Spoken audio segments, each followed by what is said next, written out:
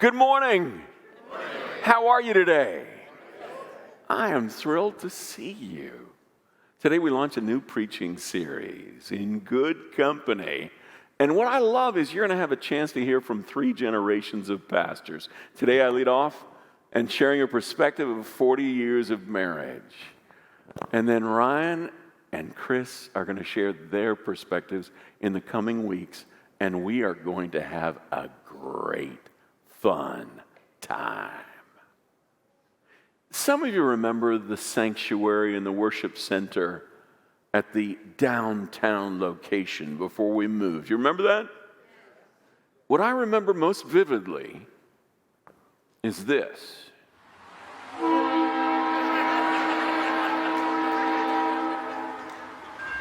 Isn't that true? Absolutely. I'd have to stop preaching. And that triggers a memory. Actually, because I was doing a wedding on top of the Stanley Event Center. You know that space up on top? You know what I'm talking about? I'm doing this beautiful wedding. I mean, the bride and the groom, they just look great. Every bride and groom looks great. And I'm just savoring the moment. It's bright and sunny. The crowd is joyous and celebratory. And a train got stuck down on the tracks. And I don't know if it was stuck or just stopped. But the engineer realized there was a wedding going on. And so throughout the entire wedding, this is what we heard. This is where you play that whistle again.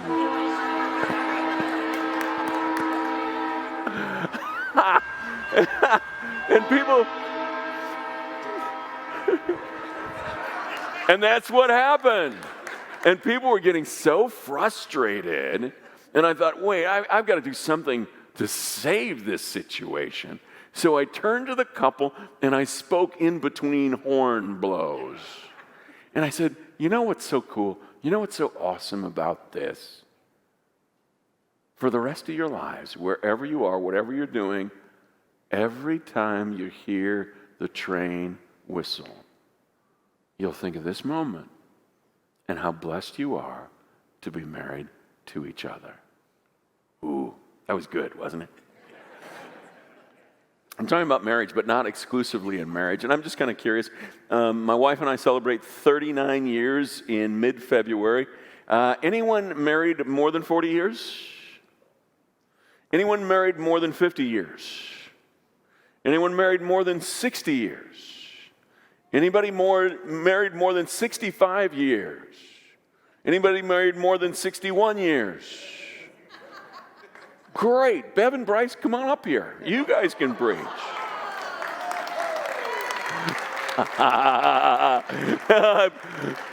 Bryce, I'm kidding. You really don't have to get up. We're going to have fun this entire series. And the point of my sermon today isn't just for couples, because I know some of you are widows and widowers, divorced, never married. We cover the whole gamut. That's the beauty of the diversity at the summit. This is not just about marriage. This is about relationships. And the text I've chosen, everybody uses it for their wedding. It's a beautiful text. But it's not so much about marriage as life. Life done in Christ. Life done in love. Come on, let me take you to the text.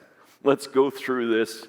I think you're going to hear a whistle blow every time you hear this passage. It starts with the wisdom of Solomon. Proverbs 18, verse 22. Find a good spouse, you find a good life, and even more the favor of God. Another way to translate that is happy wife, happy life. You understand? It's when people find joy in the relationship that the relationship is joyous. But it's not just couples. Look what Solomon says. Reliable friends who do what they say they are, who do what they say are, like cool drinks in a sweltering heat. Refreshing. Ooh, that's good. That's good because sometimes doesn't it feel like you're in the desert and you're just so parched, you're just so dying of thirst, and then somebody who loves you comes and envelops you in their love, and it feels like you have enjoyed the most refreshing drink when you were most thirsty. And Paul is the one who really brings this home. I'm focusing in on 1 Corinthians 13, and you got to remember, the church at Corinth was one of the most difficult churches that Paul served. And those people, if they could get it wrong, they routinely did. And Paul needed to really write some stern things. But then he's talking about what good company really looks like in the church. And he launches into this chapter on love. This is what he says. If I speak in tongues of men or of angels, but do not have love, I am only a resounding gong or a clanging cymbal. If I have the gift of prophecy and can fathom all mysteries and all knowledge, and if I have a faith that can move mountains, but do not have love, I am nothing. If I give all I possess to the poor and give over my body to hardship that I may boast, but do not have love, I gain nothing. What's he describing? He's describing a follower of Jesus. No, that's not a follower of Jesus. It's a so-called Christian who's all show, no go, who's all talk, no walk, all sizzle, no steak, all foam, no beer, all glitter, no gold, all smoke, no fire, all rhyme and no rhythm. Do you understand what I'm saying? And it appalls Paul. He says this is horrible because this is the opposite of what it means to be a true follower of Jesus in your marriage and in your life. And then he gets very practical, intensely pragmatic, and so explicit. He launches into the text. Love is patient. Love is kind. Notice what he didn't say. He didn't say love is a feeling, because feelings are so unreliable. He said love is patient. Love is kind. Anybody going to watch football today? You came dressed for it. I love that. Anyone worried about Patrick a little bit? Has it shifted the odds slightly? I mean, I don't gamble and I don't follow, but I bet it has had a little bit of an impact. The Bengals are looking strong, and what about Patrick? Should we be worried? I don't think so. Not when you look at his career and realize how often he's played hurt. In college, he had a broken bone in his wrist. He had a dislocated shoulder. His legs and ankles got beat up. And he played. And he played well. And with the Chiefs, the years he's been with us, think about this. He's had the turf toe. He's had the dislocated kneecap. And he's had the ankle injury. And I watched the game and I saw them bend his leg like a pretzel. And that was a little scary. And I was thinking about it this week. Patrick has probably played hurt more than not. It's just we didn't even see it. Now, those injuries would have put us on the couch complaining, wouldn't it? And he's going for the Super Bowl. And that's what I'm talking about. It's not how you feel in the moment. It's what you do that makes all the difference. And now you realize I'm not talking about football at all. I'm talking about the relationships. And Paul is explicit. He says love is not about your feeling, because the simple truth is sometimes you're not feeling all that loving about the person you're married to, right? Like this morning on the way to church. It's so fun to watch people rush in late. When I get to stand and greet people at the door, and you can tell one of them is usually irritated. And I see people pointing to each other right now. I mean, the simple truth is there are times in life when you don't feel very loving. It's what you do, not what you feel, that makes all the difference. And here's the heartbreak of that. Sometimes when we're feeling angry or frustrated, when we're feeling hurt, when we're feeling any number of emotions, we say things that we so wish we could retract and withdraw. But the thing is, what we say is like firing an arrow. You can't call it back. And you can ask for forgiveness, but the arrow has flown, and sometimes the words hit the heart with an intensity never intended because we've let our feelings run away with us. Paul says, in essence, love is patient, love is kind. It's not what you're feeling in the moment, it's what you're doing to express love and grace.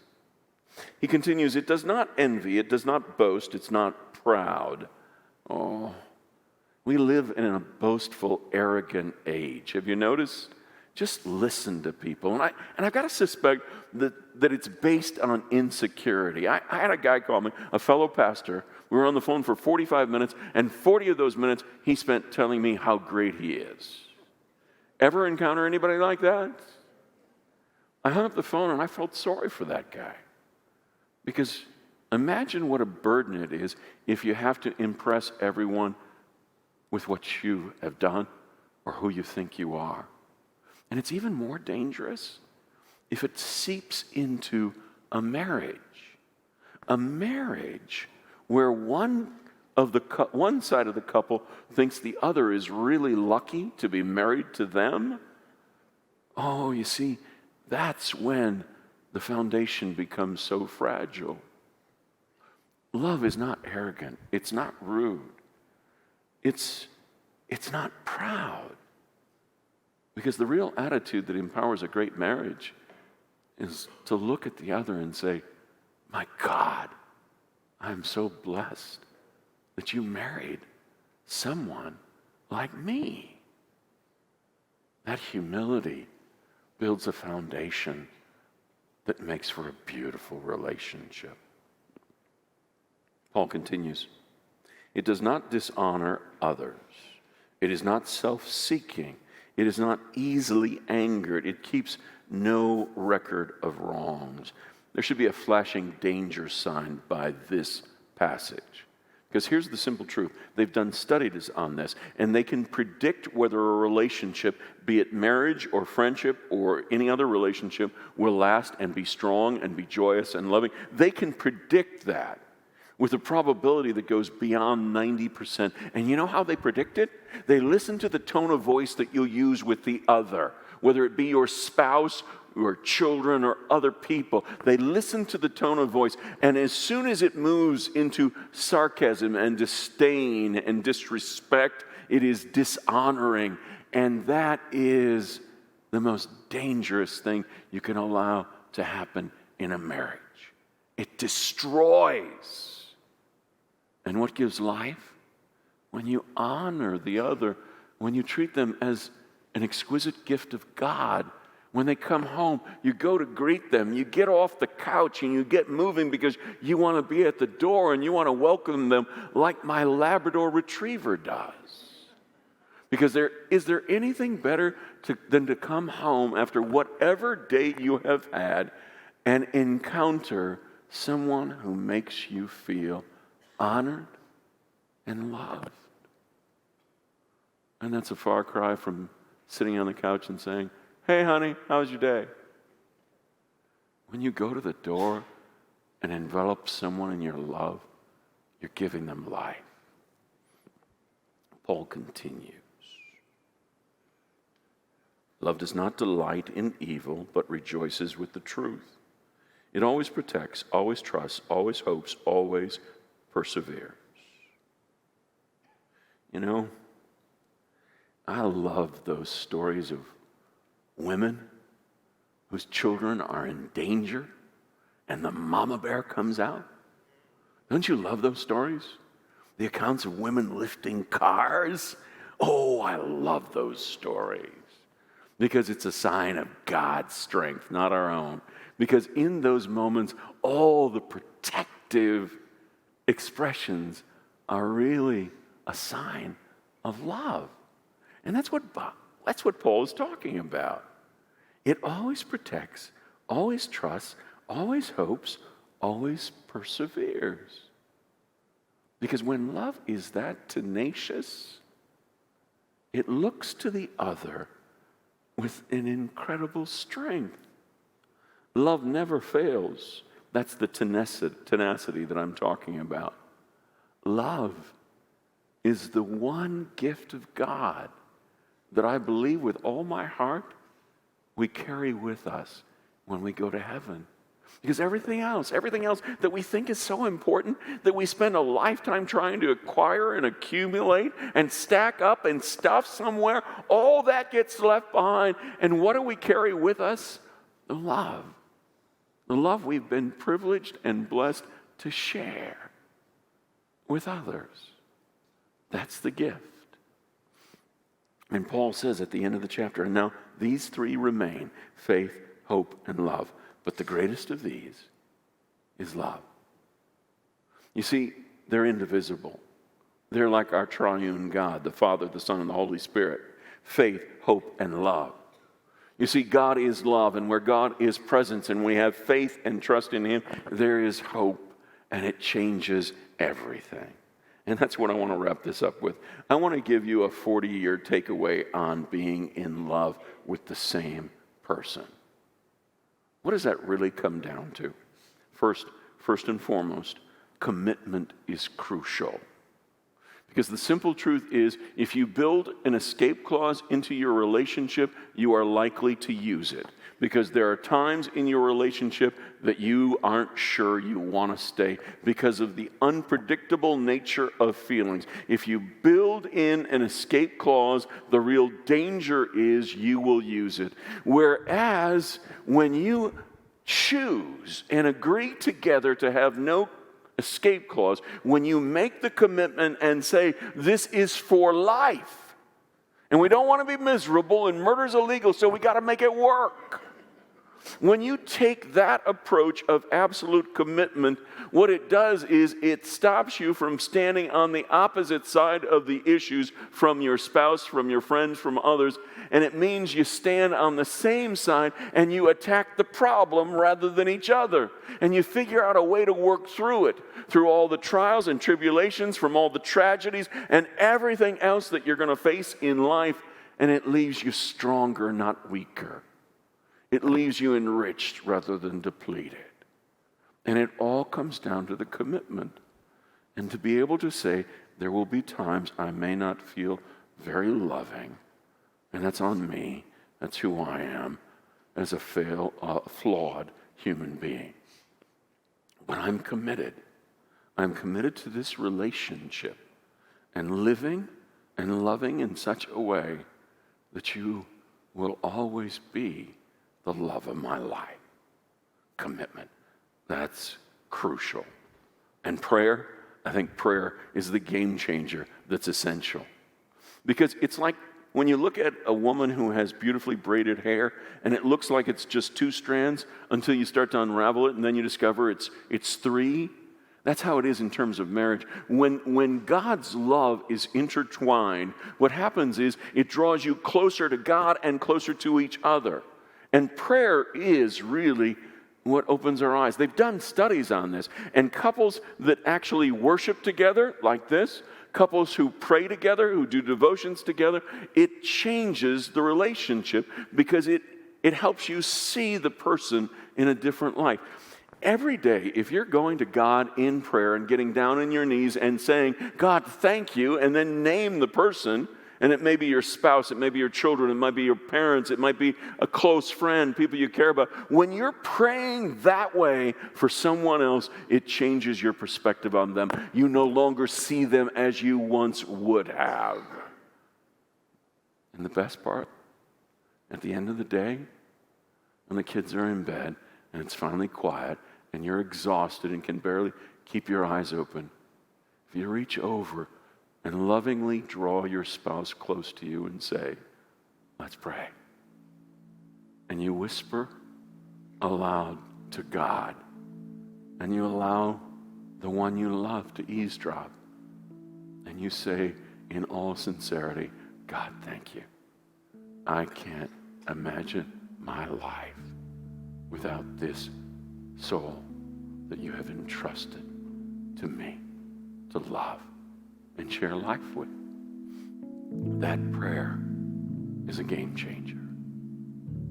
And it sets you up for one of the great gifts that God gives. Because you see, romance is required in all this. You know, a fire doesn't go out unless you refuse to tend it. If you keep feeding the fire the necessary kindling, that can burn for years and years and years. So why in the world would you ever let it burn out? And yet I hear couples who come to see me who have not been romantic with each other in months or even years. And it's kind of like, what's wrong? Because something definitely is. They're no longer hearing the strains of the music. Follow me? My hairstylist flirts with me shamelessly. Oh, that's an uncomfortable laugh. You're kind of like, what? What did he just say what I think he said? Yes. My hairstylist flirts with me shamelessly. Now, I probably should explain that, shouldn't I? The thing is, when the pandemic hit, I had two choices. I really had two choices. I could follow Chris's lead. And I could let my hair grow long. And I'd look like this.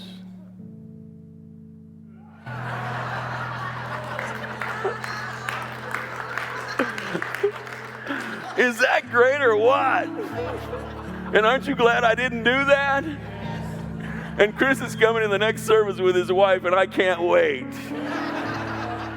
That was option number one. Option number two was for me to buy a clipper and my wife to go on YouTube and figure out how to cut hair. I couldn't make this up. And she just cut my hair yesterday. And doesn't she do a nice job? Yeah, I love it. And she flirts with me shamelessly. And that's the best part, because that's the gift. Oh, romance is such a gift. And if it's something you've neglected in your relationship, here's the time to rectify it. We have the great date night. We have all sorts of resources. We have people who even want to take care of your kids. You don't have to push them off on somebody else. You need to rekindle the romance, and you need to keep it burning brightly. Because what does all this come down to? Only God can make this possible. Only God can make this possible. And I'm often reminded of Paul Steinman, still crazy after all these years. Remember that line? Because there's sometimes my wife will say to me, "You're making me crazy." And sometimes she means that in a variety of ways. But we've learned over 40 years that having weathered the storms of life together, having faced the challenges, the trials, the tribulations, and yes, even the tragedies, I love my wife more today than I did when I said I do 39 years ago. And I'm still learning. And my prayer is, whatever the signal is for you, maybe it'll be the horn, the train. Can we do that again? Is it too late? Just a short one then?